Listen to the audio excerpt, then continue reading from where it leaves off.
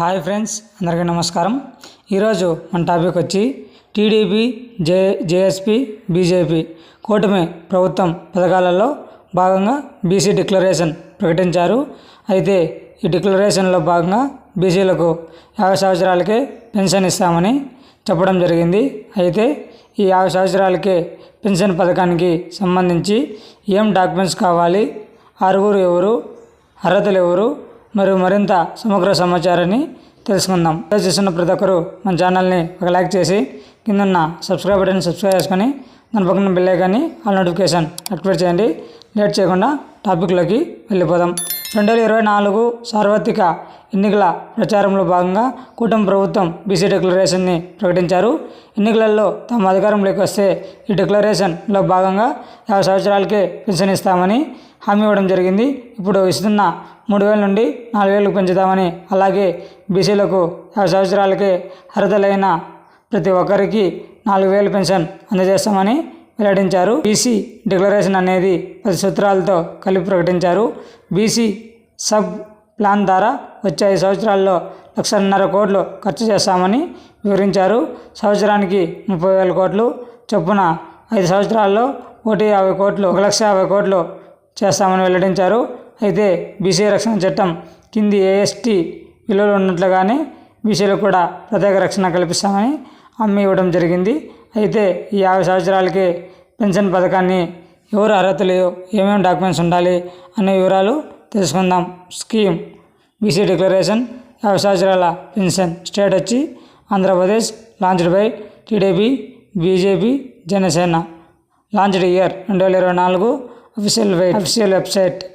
10 ఏవేవో పాయింట్లు ఇక్కడ చూసాము. 50 సంవత్సరాల వయసు దాటిన వారికి నెలకు 4,000 పింఛని అందించాలని, బీసీల భద్రత మరియు రక్షణ కోసం ప్రత్యేక చట్టాన్ని తీసుకురావాలి.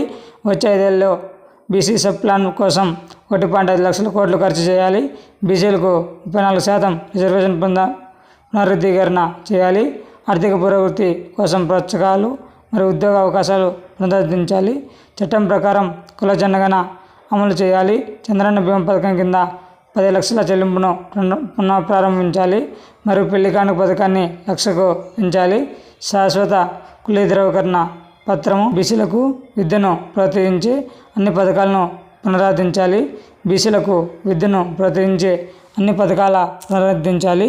ప్రభుత్వం ఏర్పాటు చేసిన 1 సంవత్సరం లోపల బీసీ భవనాలు మరియు కమ్యూనిటీ హాల్ను పూర్తి చేయాలి. పెన్షన్దారులు ఎలిజిబిలిటీ. పెన్షన్దారునికి ఖచ్చితంగా 50 సంవత్సరాలు నిండి ఉండాలి. 300 యూనిట్ల కంటే ఎక్కువ కరెంటు బిల్లు రాకూడదు. తమ కుటుంబంలో 4 చక్రాల వాహనం ఉండరాదు. మున్సిపాలిటీ పరిధిలో 1000 చదరపు అడుగుల కన్నా విస్తీర్ణం ఎక్కువ ఉండరాదు. తమ కుటుంబంలో ఏ ఒక్కరు ప్రభుత్వం ఉద్యోగం చేస్తూ ఉండరాదు. తమకు 3 ఎకరాల కంటే ఎక్కువ మాగాని భూమి ఉండదు రాదు. అలాగే మట్టి 7 ఎకరాల లోపు ఉండాలి. మొత్తం భూమి కలిపి 10 ఎకరాల లోపు.